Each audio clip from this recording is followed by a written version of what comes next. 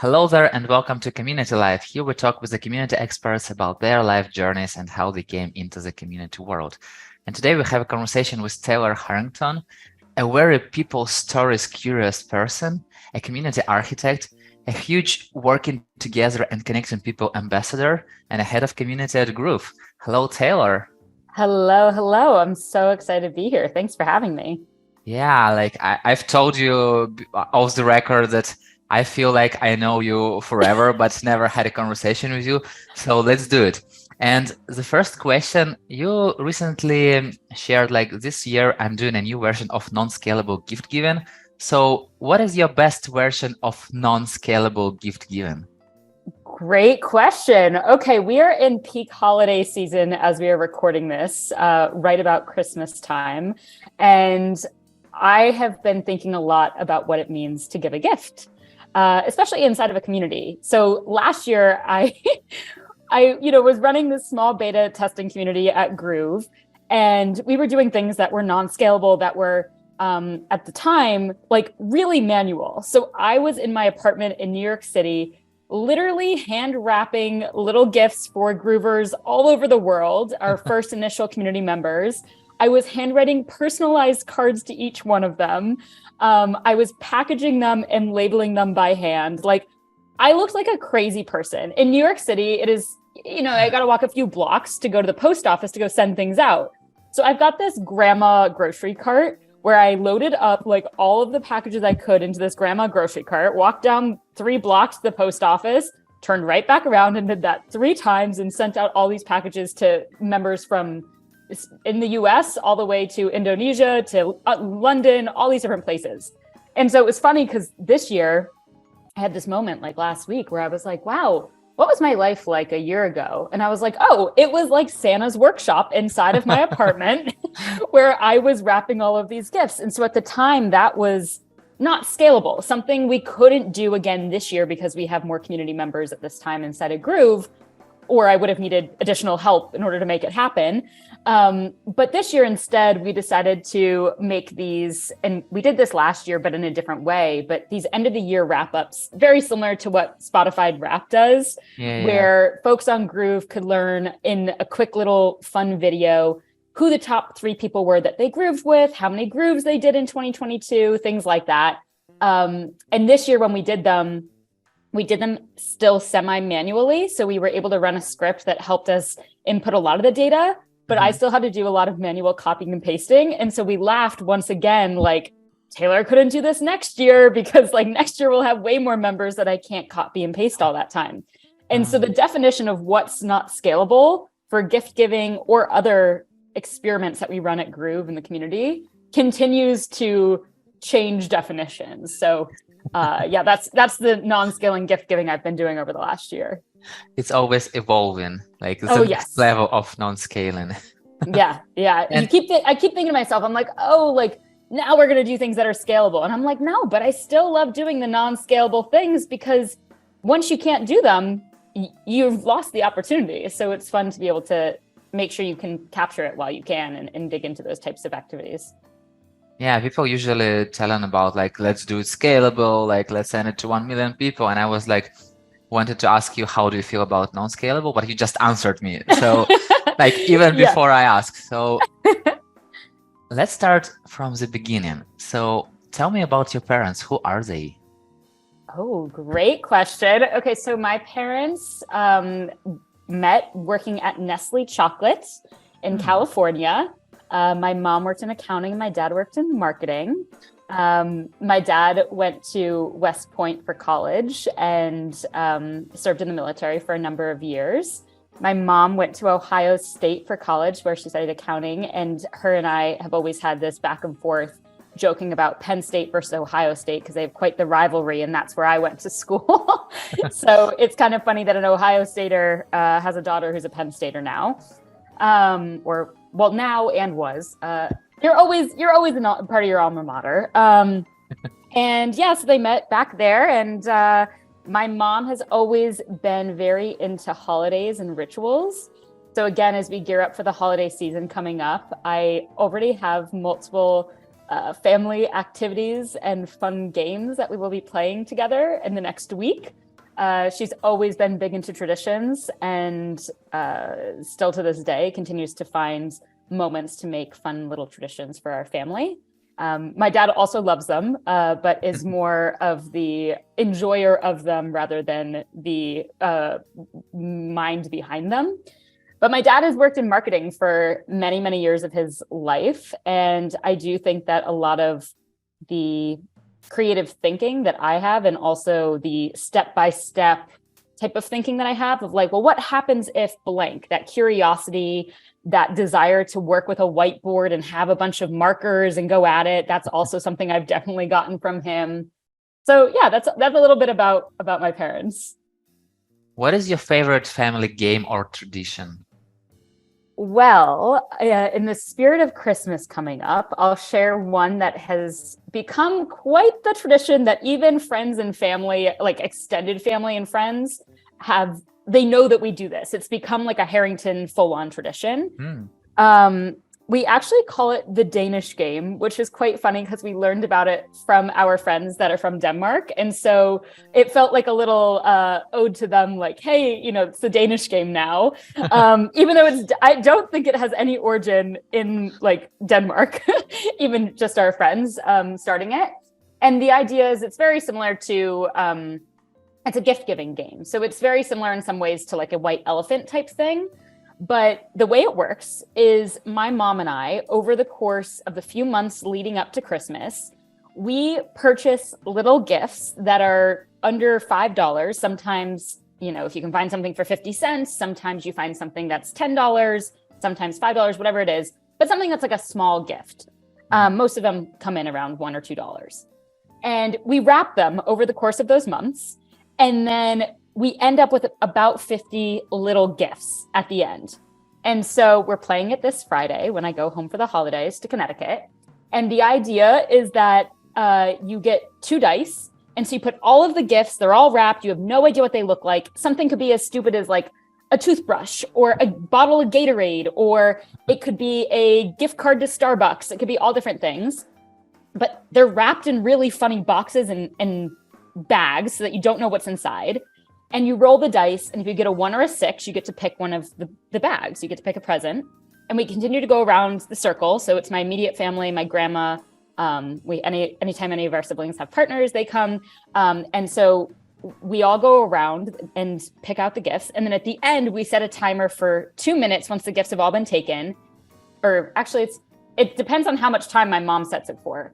But the idea is that you then do a swap. So you try to roll another 6, and then you can swap someone else's. So it becomes a stealing game. And it's hilarious because people are fighting over, like I said, a toothbrush, and they have no idea. So they're like, oh my God, that's got to be the best gift. And then it's like not actually a great gift. So it's a very fun, lighthearted, joking game. And I'm looking forward to playing it. We have a few new players. My brother has a new girlfriend, so she will be playing with us for the first time this year. And I'm looking forward to her experiencing it because the lead up has been quite exciting.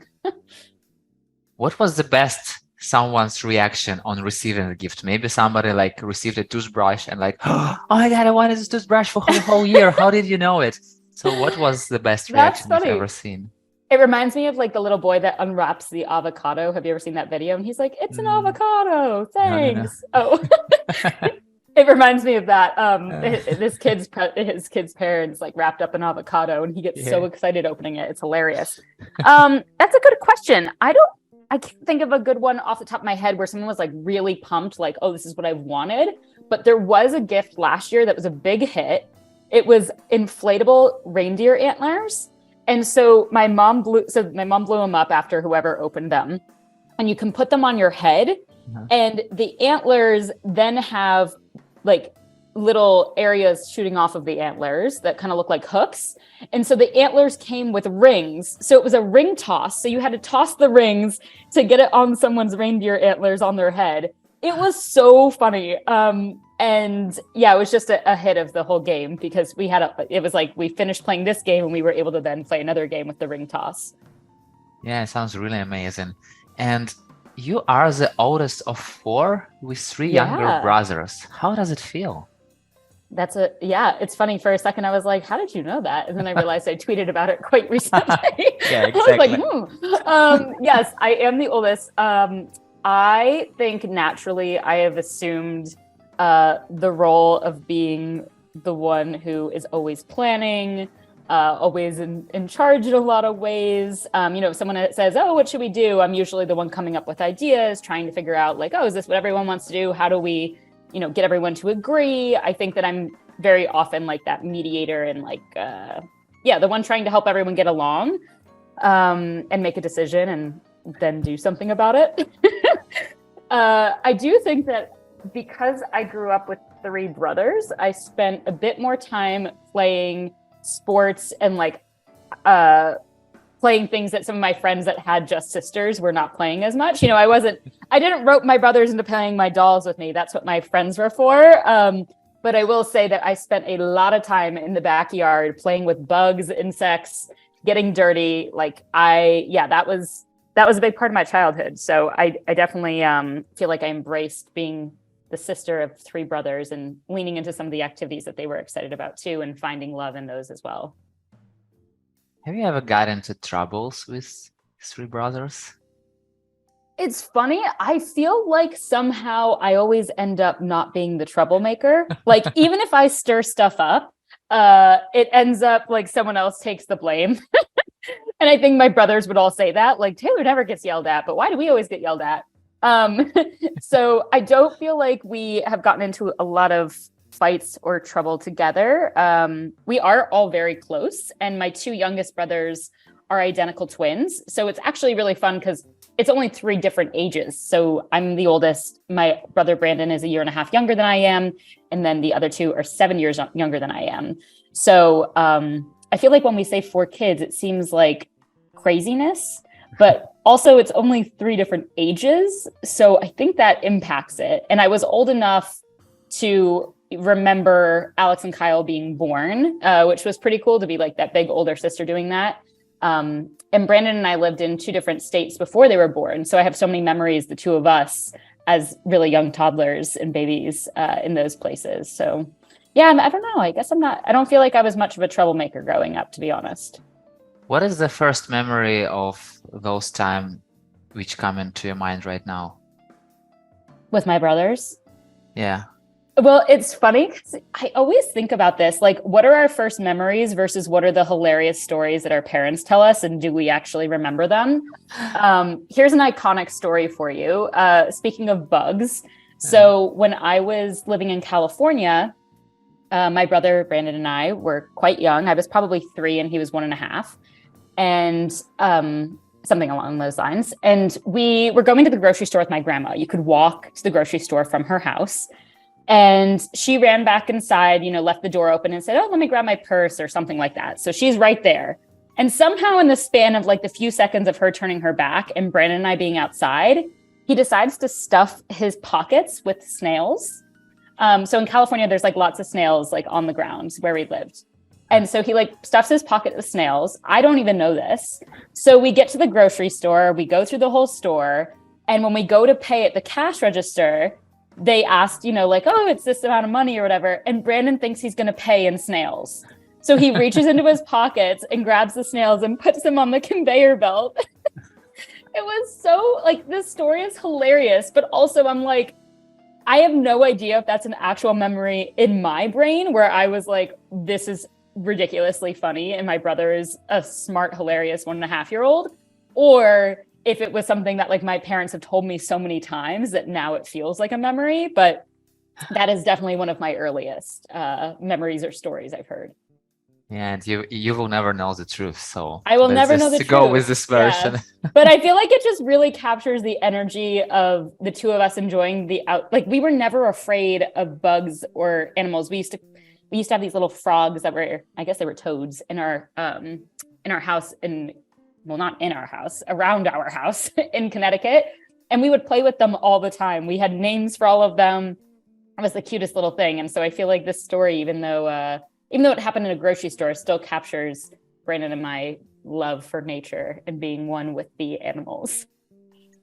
Did you have any long-term bugs? For example, you just found them and they lived with you for some period of time, or it was like always new ones? Hilarious that you asked this. It's a quite tragic story. We we had this little toad.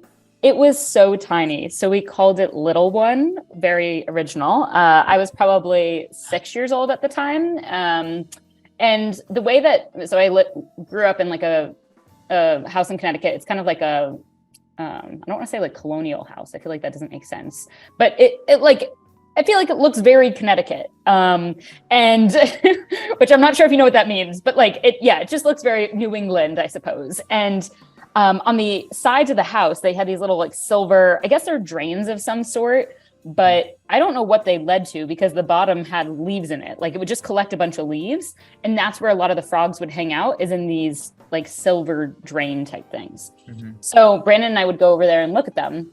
And the same frogs would stay in there. Like they would chill in there. I don't know if they like where they can escape to on the bottom, but they would pop back up. And sometimes it would be like a little while before we saw them again, but they would come back. And so this one called Little One was just a frequent flyer. Like that little guy was always there. And so we loved it. It was like our friends all knew about it. We had written stories about it in school. Like this little guy was a big part of our lives. And Brandon and I decided we wanted to take our relationship with our frog to the next level and give him a bath to clean him. And so we made a cute little bath inside of we had like a kiddie pool. So we made a little bath for him. We used a little bit of soap, but didn't want to use too much because he was so little. But the soap ended up killing the frog. So we gave him a bath and the little guy did not react well to the soap, and maybe also a little bit of drowning involved. I'm not really sure. But he did not react well, and we ended up having a family funeral for Little One. So anyways, I know it's really, really sad. But we survived. And we learned a lot that day, Like, do not wash frogs with exactly. soap. That is the moral of the story. Do not wash frogs. Yeah. It's a really sad way to, learn it. But yes. Yeah, I totally feel that. A frog was harmed in the making. Yeah. Did you have any other more common home pets? Like cats, yes. Dogs, all this stuff. Yes. We actually had quite a few pets along the way.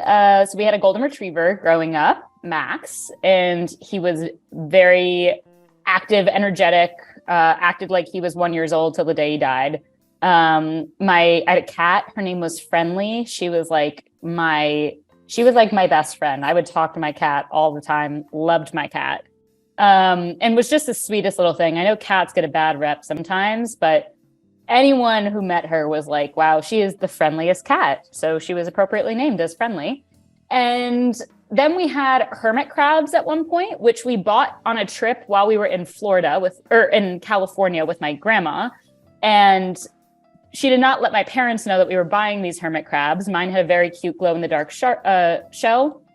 And when we came back to Connecticut with them, we had to put them on our laps on the airplane. It was the funniest thing. My mom and dad were like, what did grandma let you get? But we loved them very much. Mine was named Cindy. And then we also had some little frogs growing up. And we also had what's called a Rankin dragon, which kind of looks like a baby bearded dragon. Mm-hmm. He was quite cute. His name was Kobe Bryant. He passed away a couple of years ago. Those suckers, they live a while. He was a big part of the family for a long time. And he was very cute. He would do this thing where he could actually recognize family members. So he would bob his head when he noticed someone that was like one of us. So that was pretty cool. It was like this facial recognition. He was very smart. And yeah, so he was a cutie. And it was funny, one time a few years ago, there was a crazy storm that hit Connecticut in the summer. It was like a wild windstorm. Bunch of trees were knocked down. It was crazy. And we took the funniest picture of Kobe, the Rankin dragon. And it looked like he was like the monster that made it all happen. So yeah, he was an iconic little fella. And then when I was in late high school, we got Brody, who is a Cavapoo. He is the most photogenic dog you could ever imagine. If we want to link a picture to him in the show notes, I will happily provide it. He is the funniest little guy. He loves wearing sweaters. He'll put on glasses. He's so funny. So I'm very excited to go home for the holidays and see him today. He's 9 years old. So we've had him for a little while now. Yeah. Do you run some Instagram account for him? I do. Yeah. It has not been updated in many, many years. And I honestly don't even know, like, it would be embarrassing to share the Instagram, I think, publicly, because I used to run it back when we got him in high school. So I'm not going to give up that link. But I will happily send a link to a photo so you can share it. Got it. We'll add it for sure. So tell me the story about your fish Meatball becoming famous. Oh my gosh. Well, I didn't even think of Meatball because we were talking about like childhood pets. So this is a huge deal. 2022, I got my first pet. Meatball is quite a cutie. He is a betta fish. He is red and blue. He's very beautiful. And I follow Freelancer Magazine on Twitter. And I saw that they, we in the Groove community, we have a lot of freelancers that are a part of the community. And so I follow some of these different magazines or, Twitter accounts. And so I had seen that they were posting some pets from the freelancers in their community. And I was like, well, I'm not a freelancer, but I do know a lot of freelancers. And I have the cutest little guy ever who's only 4 months old. Let me give a little shout out to Meatball. I also gave a shout out to two of my teammates' pets. Penny, who is my teammate Brandy's St. Bernard and is the cutest little thing. She has a great Instagram. And then Jasper, who is Josh, our CEO and co-founder's dog. And so I was like, wow, if they could all get represented on here, that would be iconic. So I reached out with a picture of all of them separately. They were not in a photo all together, believe it or not. And Meatball got a lot of attention from Freelancer Magazine in that reply tweet. And so they were like, love his name, would love to feature him. I received an email that basically was like, hey, we would love for Meatball to be a part of this. And that's where, history happened. They asked me for a little write-up about Meatball, how he came into our lives, what he loves to do. And I wrote my little write-up and it's going to be featured in issue 8 of Freelancer Magazine in 2023. It's like the funniest thing. And I just think it's hilarious because I said in my email back to Freelancer Magazine, I was like, of course, of all ways for me to get featured in this magazine, I get featured because of my pet fish. It's just the funniest thing. And all of my friends joke, they're like, Taylor, I can't wait until you have kids, because if you treat Meatball, the betta fish, like this, I can't even imagine the stuff that your kids will be involved with. So Meatball is a cutie. Yeah, that's really fun. And why Meatball? Well, that's funny. So I live with my boyfriend and we are both Italian. And so we thought that we would name Meatball something Italian like us. And that's how we landed on it. It just felt like it clicked. I've always loved pets that are named after food. There was a very famous in our world hamster on Instagram. His name was Pesto. Rest in peace to Pesto. He just passed away not that long ago. And I felt like with everything going on with Pesto, I was like, I feel like we should really figure out another Italian name and name our fish after that.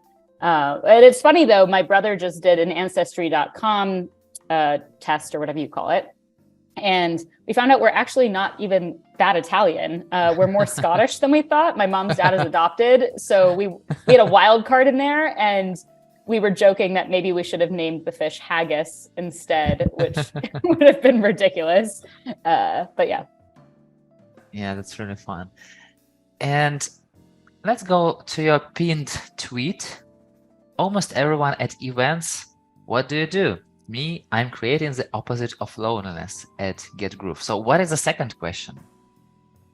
Oh, after they ask that? After you answer. Oh, after I answer. Well, usually people say, oh, tell me more about that. They're like, what the heck am I supposed to follow up that with? It was funny. This tweet actually came to be because, well, we can totally get into what the opposite of loneliness means to me in a second. But it kind of came to be because when I started working at Groove, it felt like a lot of these puzzle pieces just clicked, where it was like, wow, this really is the work that I've been looking to do. And it just made a lot of sense in my story of who I am, the change I wanted to make in the world and whatnot. And I was going to be moving to New York City. I was living at home in Connecticut at the time. And I came into the city. I had started work, I think, on a Monday.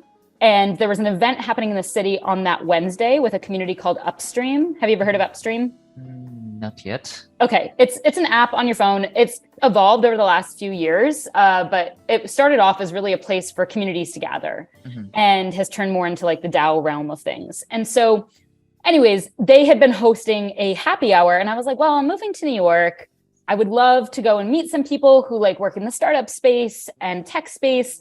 Why don't I, after work today, I'm going to head into the city and go to this thing. So I did. It was like my third day of working at Groove. Again, I'm like fresh. I am the first full-time hire at the company. I'm like just diving into it. And I go to this event and I didn't even really think about it, but like people are going to ask you, what do you do? And I'm kind of like, well, started a job like literally 2 days ago. Here it is. And I kind of started to have these conversations where I said something along those lines of like, oh, I'm the head of community at a company called Groove. And people are like, oh, tell me what Groove is. And I'm kind of like trying to explain it. And at the time we were still trying to figure out the language for how to explain it and stuff too. And so it kind of was this wishy-washy answer. And then I thought, like, while I'm at the event, I was like, why don't I just lead with my like personal mission statement instead? Because that's a way more interesting conversation. And so I shared that with someone, and he quickly was like, that is the most interesting way I've ever heard someone answer that question. He was like, can you tell me more about that? And so we had this whole conversation, and he was like, you should introduce yourself like that every single time you talk to someone. And so that's when I tweeted about this, and I was like, hey, this is how I'm going to introduce myself at events. And then it turned into another tweet, which is the one that you see now pinned, because I went on to write about how the opposite of loneliness relates to my work at Groove and also the work that I do outside of Groove and stuff. So that's how it came to be. That was a very long answer to a somewhat simple question. Tell me more about loneliness, your personal mission, and the word Sonder. Sure. So we'll start with Sonder. So I have been obsessed with Sonder since a very young age. It is the realization that every random passerby has a life as vivid and complex as your own. And there's a longer definition online that involves how it's like ants sprawling out of their little like hills or whatever. And it's a very beautiful definition.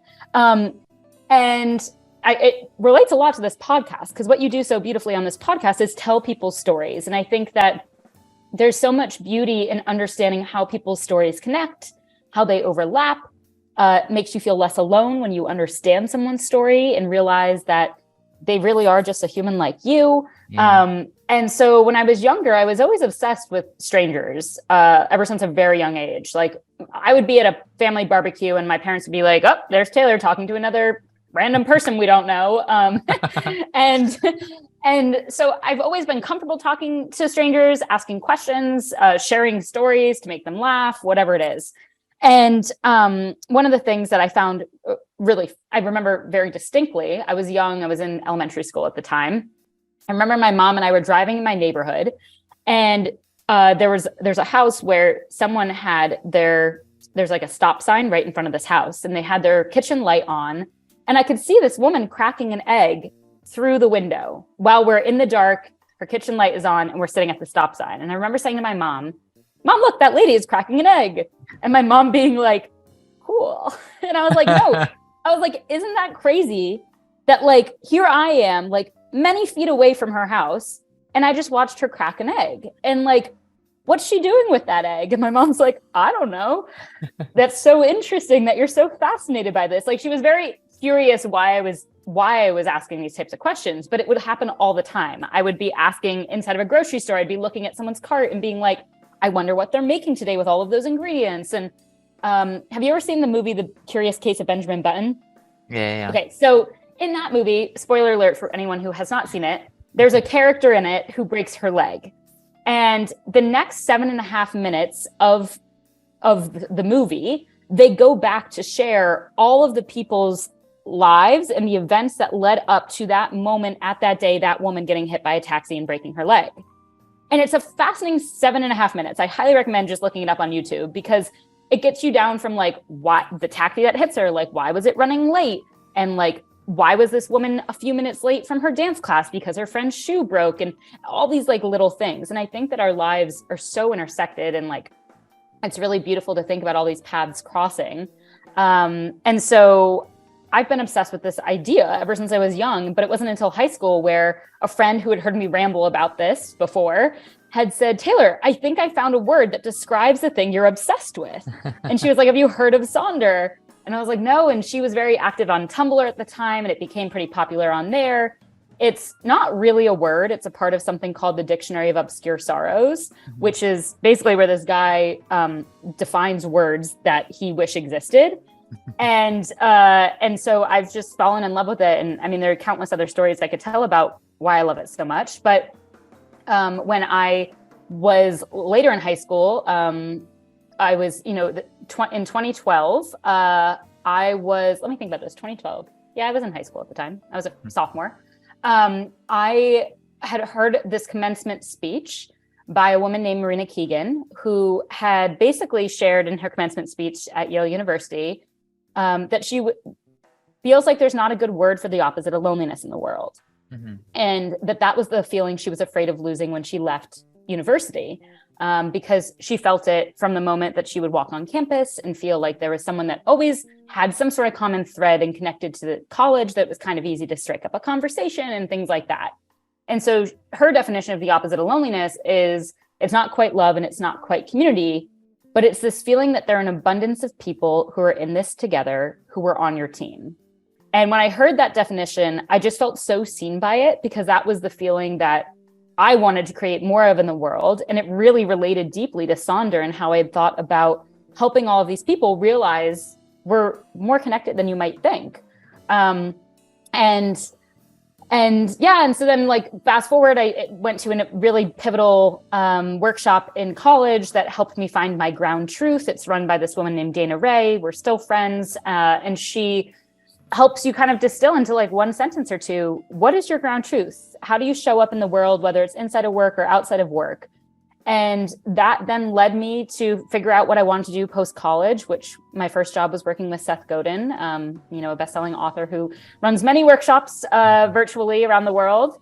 And then I redefined what that ground truth meant to me when I was looking for my next role. And when I found Groove, it was clear that my ground truth was helping people feel the opposite of loneliness. How do you usually start a conversation with a stranger? And this is so funny as a question, because I've gotten this before. Like, people will ask me, like, Taylor, like, how do you do that? Like, I don't do that. And I'm like, I don't know that I have a recipe that I could tell someone who doesn't like to talk to a stranger how to, or someone who doesn't know how to. Like, I'm not sure, because like I said, I've been doing it since I was age 5. I think that the key is finding something easy to chat about. So it is not uncommon that I go to Trader Joe's, the grocery store, and I leave having talked to 4 to 6 strangers during the 20 minutes that I'm in there. And like, there's an iconic story that was semi-recent where I ended up singing inside of Trader Joe's. I'm not a singer at all, but I was telling this guy at Trader Joe's, you like line up and then they tell you which cash register to go to. And I always chat with whoever's standing there, because you're kind of there for like a little while if it's a little busy. And I was asking him about his weekend plans. He was asking about mine. I told him that I was going to karaoke that night for a friend's birthday. He asked me what my go-to song was. I told him it was Dancing Queen. And he was like, I think we might need a little bit of a performance to warm you up. And I was like, nope, no thanks. And then eventually when I left the store and I was going up the escalator, I started to sing a little bit of the chorus. And it was just the funniest. Like, I left the store thinking like, that was weird. Like, that was hilarious. Like, how did that even just happen? And so I feel like I get myself into these conversations where if you come in with like a warm presence, if you're curious, if you can kind of recognize like if someone's interested in the conversation or not, and just being thoughtful in questions, then I think those are like some of the key pieces to it. I usually, like to ask like, what are you up to this weekend? Or did you have if I'm at a grocery store, for example, and you're talking to the person at the cash register, I'll say like, oh, like when does your shift end? Do you have any good plans for later tonight or something like that? And sometimes it leads to like a funny little story. So I think that talking to strangers and helping them feel seen is something that can only take less than a minute, and it's totally free to do. So I just opt to doing it all the time. Okay, so about grocery stores, I understand. And recently you tweeted like, I feel like there should be a good way to connect with others in airports easily. So what's wrong about airports? Oh, I could go off on airports. Okay, so I just went on my first team retreat for Groove. We were down in Virginia in the Blue Ridge Mountains at a beautiful farm. And I was heading down there the Sunday after Thanksgiving. And I thought to myself, I know that there are so many first and second connections that I am connected to that are going to be at the airport that day, because I grew up in Connecticut. I'm going out of LaGuardia in New York City. Like, hands down, I know many people that will be at this airport, and I'm sure we will be overlapping in terms of hours. Okay. I'm also the type of person that like, I'm always running about 5 to 10 minutes late to everything. But when I'm going to the airport, my dad has drilled into my brain, like, you gotta get there early. So I do feel like that is one place where I tend to show up early. Well, of course, I get to the airport, and also my flight was delayed. So I ended up being there way longer than I ever expected.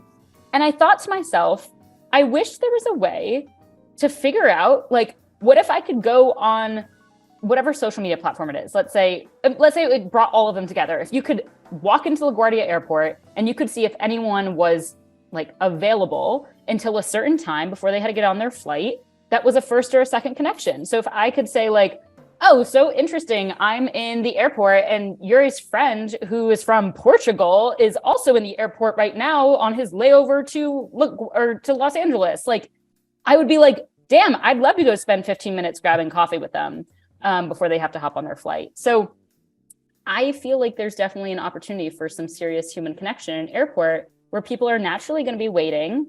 They might have delays, and there are people from all walks of life that are there. So, I mean, down to talk to a stranger in the airport as well, and definitely did during my time hanging out there. But I think that the first and second connections would have been pretty cool. It feels like a good idea for some kind of startup, Yeah, maybe I'll build it. I would love to use it. So. Right. Yeah. I think there's a, I can't think of the name of it right now, but there's a startup actually it came out recently where it's like, sort of like Find My Friends, where you can see on a map who's around. Yeah. And you can also, I think, look for secondary degree connections if people have that enabled. And so afterwards, I was thinking this could be like a really interesting use case for that app, but I can't remember off the top of my head what it was called.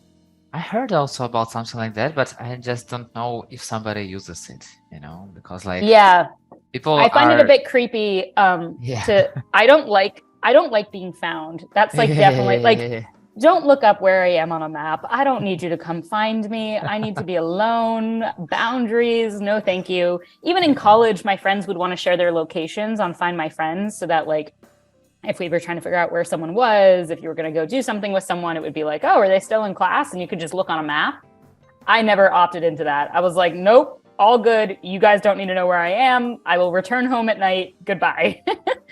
So it has to be some kind of secret service. Something right. They're looking for us. Nobody knows about, but everyone knows that it's working. So yeah, it makes it a little more complicated, but I guess it's still doable. Yeah. So, usually when I prepare for the community live conversations, I skip LinkedIn because people are talking about work, their workspace, they're like almost nothing personal. But your LinkedIn has a really good connection of work-related and personal stuff. So how do you do that? Are you reflecting specifically on my bio or on my posts?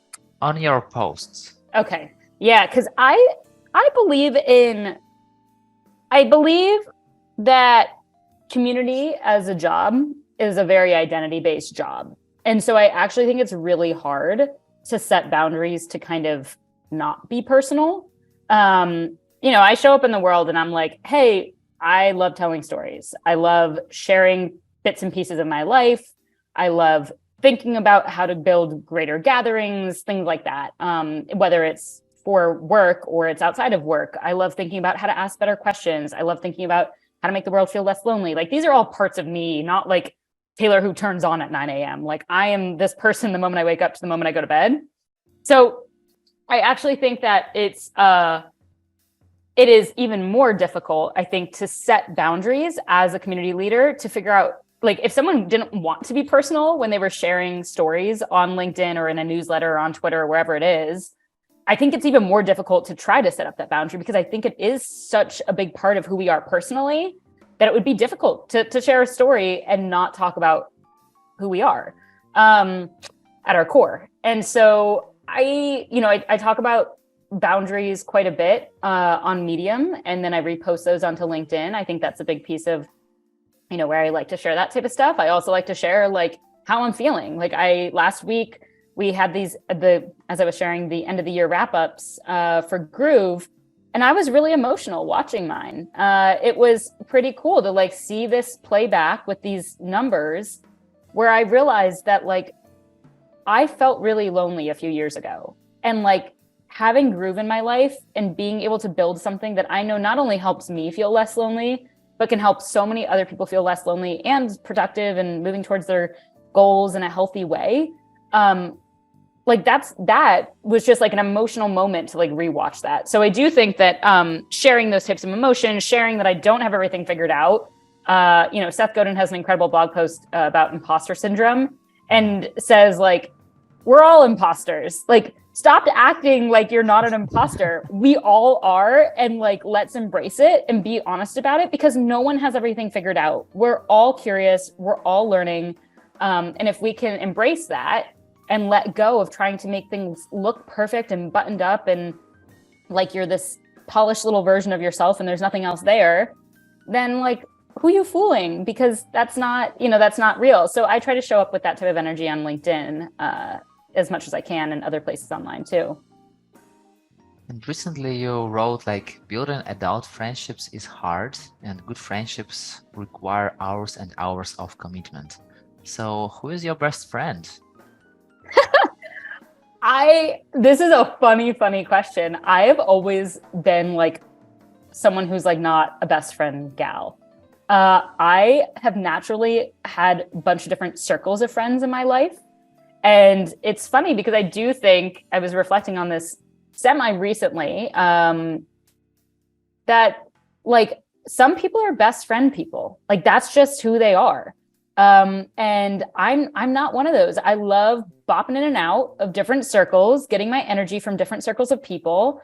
And I think that, best friends are interesting because they require a certain level of commitment to communication and activity and connection to each other and things like that, trust, like all these different things.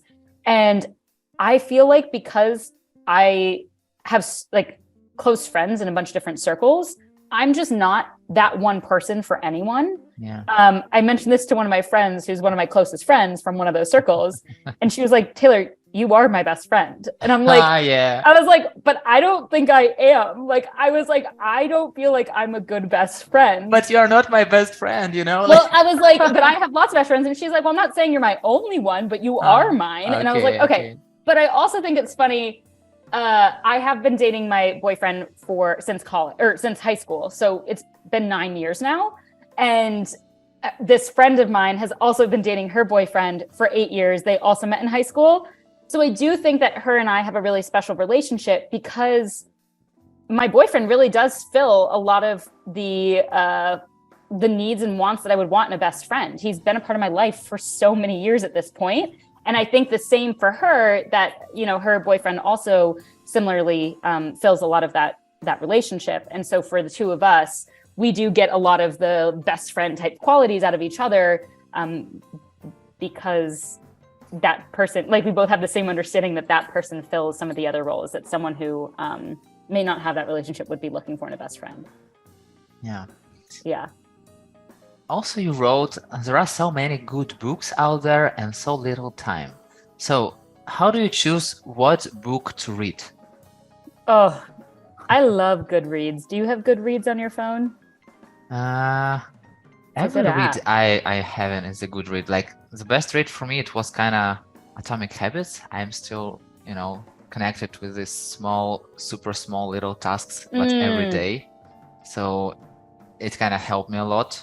Yeah, And I have this, like, if it's not about me today, but if you are asking, I am so asking. usually, like, how I'm choosing a book to read, I'm listening to people, and if I like the person and this person telling about some book, I will definitely read it. And I have this like a long to read list, and I always Yeah. put in new book on the first place. Like, I've like if you will mention any book to me, most likely I will put it in the first place, like right after we finish Wow, our that's an conversation. honor. So Well, it's funny. So when I asked the question, actually, Goodreads is the name of an app. So it's okay. yeah, but so I'm guessing you don't have the app on your phone. No, I'm just using Okay, just okay. usual So books. you should definitely check out Goodreads. It is an incredible app where you can see like how books are rated and see different comments on them. You can check out like how many pages they are, all these like different stats about books. And you can also create a reading challenge for yourself. So I have created a reading challenge for the last couple of years. I used to not be a reader at all. I think college and high school like kind of knocked that out of me of not wanting to like spend my time reading when you're doing reading for homework. But one of the books that I've read recently that I really loved was The Power of Ritual by Casper ter Kuile. And it's all about like how rituals have been a part of society for so many years and how they've evolved over that time. And so he goes from talking about like rituals from like, it uses the example of church throughout the book, but then talks about how the ritual of going to a soul cycle class, for example, is another kind of ritual, and how those have things in common. What does ritual mean in this type of a year, in this type of an environment? But it was very cool because I read that book, again, similar to what you just said. I had a friend recommend it, and I was like, all right, this is going to be my next book. I also love listening to an audiobook, and that one was one that I listened to, with audio. And it was cool because afterwards, I actually was able to, I got an email a few weeks later that Casper ter Kuile, who lives in Brooklyn, New York, was coming to speak at an event nearby. So after having read the book, and I wrote a little Medium article actually about some of my favorite takeaways, I was able to meet up and tell Casper how much I appreciated his work. And it was really special. He also has a great podcast as well called The Real Question. So if you wanted to take a look at that, it's a great way to kind of have an idea of, am I going to like this work or not? Yeah, thank you very much for sharing. I will definitely check it out. Of course. So on previous January, you shared that your word of the year was possibility. So what is your word of the year this year? It's so funny. I'm actually doing an exercise tomorrow, Thursday. I'm hosting a reflection workshop where we are going to reflect on the year and figure out what word best represents our year. Because I think a lot of times people pick a word of the year, but don't actually like live by it. And so this is kind of like, what was the word that you lived by? Maybe unintentionally, maybe intentionally. And then, moving forward, what's the word that you would love to capture this year? And connection was my word for this year, 2022. And looking forward, it'll be interesting to see through this journaling exercises. I need to do it myself before I give it to people to do tomorrow. So I have my journal open, and I wrote the first question on the top, but I haven't gotten to it yet. I don't know what my new word is going to be. I do think that it's interesting to reflect on the last year and wonder, did connection really pan out? Is that the word that most represents this year? And I think that it is really reflective of the year. I also, at different points, leaned on boundaries being a huge piece of my year and trying to figure out boundaries. So that was another big part of it. I also think curiosity is a word that comes up a lot. I think this year I was just really curious to learn as much as possible. So We'll see. Connection was the intention, but was it the one that represented it most? I'm not sure. So we will know it tomorrow. But when this I'll post podcast it. will be out, so Yeah, we'll definitely know it. So it'll make people go to my Twitter to find out. yeah, exactly. I will definitely add the link to Twitter, so they should go and find out. Cool. Do you have your favorite coffee shop where you go every Tuesday and say hello to the same barista? Wow, you're good. I don't. I am someone who jumps around. I don't think I am a creature of habit where I go to the same place all the time. I grew up, and one of our family friends' dads, he would always go to the same gas station every day and get his lemon Snapple. And I was like, that man is a creature of habit. Like, I do not have that same type of relationship. I do think it's a great example. And a friend of mine does go to a new coffee shop every single Tuesday. She was doing it for like 6 weeks. So it wasn't the same one, but it was a new one. And so when I wrote that tweet, I was thinking of her. But I do think that I do find a regular relationship that's kind of what I would call a weak tie or a loose tie relationship, which means someone who, you bump into, but maybe you're not super close to. You might not know a lot about each other. You're not having conversations like we're having right now, but they're a familiar face. And so I live in a big apartment building in New York. I do have a number of doormen that cycle in and out of their different shifts. And there are 2 doormen in particular that I would say I have that type of weak tie relationship where we like know each other. It's always a good time when we see each other, but like I don't know too much about their family. I know a little bit about their family, but not too much. But it is quite fun. Like, I'll walk downstairs, Val is one of them. And so I'll walk out of the elevator and Val will be like, Taylor. And I'm like, Val, what's up? So that's pretty cool. And I also sometimes go to an office space that's a few blocks away. And the guy that works the front desk, Brendan, and I have become friends. And we have a lot in common. He's like a year older than I am. So we end up just vibing as we sip on our coffee. So while I don't have my regular barista, I do have people that I would say are my regular weak ties that I chit chat with once in a while. Got it. And I wish to have the sky as the limit to our conversation, but time is the limit. So let's jump to the rapid fire questions. Let's do it. One-on-one or group meeting? Oh, group meeting if it's run well. Webinar or a blog post? Blog post. What are your favorite color and song? Color and song? Ooh. Yeah. Color, I'm really vibing with like a bright mustard yellow right now, but ask me in a couple of weeks because that'll probably change. I also I think this says a lot about me. I also will change what song I love. I'm a serial song listener. So I will listen to a song over and over again until you cannot listen to it anymore. So Sunny Side Up by Surfaces is one of my favorite right now. It's just a good vibes song. I toss it on, I'm strutting through New York and I feel good. So Sunny Side Up. If you were a superhero, what superpower would you have? Ooh, I wish that I could sleep in like 1 minute and then wake right back up and be super energized. Yeah. Like you hacked this question because I've never even listened. I've never even thought about that. But yeah, it's a really good superpower. Yeah, if I could experience more of life, count me in. I mean, I love sleep. I love sleep because I love the way it makes me feel the next day. And I am someone who needs like my 9 or 10 hours and prioritize it. But if I didn't need 9 or 10 hours and I just needed even 4 hours, screw 1 minute. If I could just have like 4 hours sleep and be supercharged, count me in.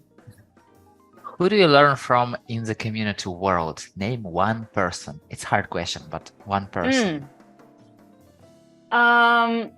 I'm going to say my friend Brian Helfman. He created an adult summer camp and has created really intentional community space virtually for several years now. He hosts these really cool conversations every Friday called Conscious Conversations, where they have real conversations like this about their lives.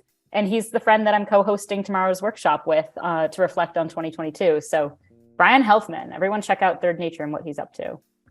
Got it. And name 2 people who I definitely have to have this conversation about their community life journeys. Ooh, okay. I'm going to go David Nabinski. He has been creating really cool things with the Chief of Staff Network, was a previous coach for Akimbo and Alt MBA, where I worked at for my last job. And he's also been creating in-person podcast events. He has his own podcast, so it would be fun for him to flip the switch and, be a guest on someone else's. And I've loved going to his in-person events in Brooklyn. And then I would also say Grant Nisley. He's creating a community called Captive. And so basically comes into companies and helps them create writing cohorts, writing communities inside of their companies so that they can better relate to each other, find deeper meaning in their work and things like that. So yeah, he's using the power of words to help people connect, which again, I think is such a great, powerful story for this podcast. Yeah, exactly. And is there one question that I definitely should have asked you, but didn't? Maybe one question I would have had fun answering. And should I go ahead and answer it? Is that going to be the next part? You have to ask it first. Okay, I'll ask it. I guess, what is one thing you are doing for self-care right now as a community leader? And I will just let you answer it right now. One thing that I have had a lot of fun doing is listening to a new podcast that has nothing to do with my work. And I'm not even going to tell people what the podcast is. And my reason for that is I'm trying to be more of a participant of life, is my new phrase, where I'm not constantly being the one who's in charge of telling everyone about the resources and gathering people and making things a big thing. But I have been trying to reserve certain things that are just mine, that I can enjoy and not have to tell the world about, because I'm always telling the world about everything that I'm doing and sharing and telling stories and whatever. So I'm keeping this podcast for myself, but I will say that it is a podcast that makes me laugh, and it has nothing to do with work, and it has a lot to do with stranger stories, and it's incredible. So yeah, that's my self-care at the moment. Yeah, it sounds really interesting. I won't ask you what the podcast is, because you won't answer anyway. So yeah, Taylor, thank you very much for coming here. Thank you very much for your time. As I told you when we just went on the Zoom, I saw you many times in the community world, but we never had this conversation. But after this conversation, I feel like we always had some kind of conversation. So we just continued, talking about you, about life, about all the stuff. So thank you very much for being so open and for sharing such interesting stories about yourself. Of course. I think we need a word or a phrase in the community world for the type of interaction that you're talking about, where we keep seeing each other's names and we're like, whoa, they're doing cool shit over there. But and it's almost and then you'll sometimes people will like each other's stuff, or comment on a Slack post or comment on a LinkedIn post. But it's this is going to sound horrible. It's we need a new version of friend flirting. It's kind of community friend flirting, but we need a different word than flirting, because that sounds weird. But I think someone's got to come up with it. I haven't nailed down what the phrase should be, but if I do, I will definitely, I'll definitely tag you and let you know that you were part of the inspiration, because I think there are so many people that I look at this guest list, which is insane. And I'm everyone who's on here, I'm we are friend flirting. I have liked your stuff on Twitter and I do not know you. So thanks for creating a platform for people to share those real stories, because it's important. And like I said, we have to make the world feel less lonely. And I think sharing each other's stories is a great way to do that. So thanks for having me. And it's only the beginning, prepare for the volume 2 one day. Yes, exactly. Let's do it. Until the time, see you in the community world. Let's friend flirting. And sounds horrible. But anyway, that's how it is. So yeah. See you. Talk to you soon. Bye.